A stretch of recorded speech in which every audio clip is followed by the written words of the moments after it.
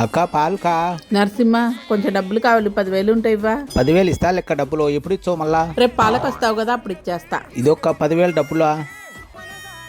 అక్క ఏం చేస్తాండవు? ఇదిగో నరసింహ, నువ్వు ఇచ్చిన 10,000 తీసుకో.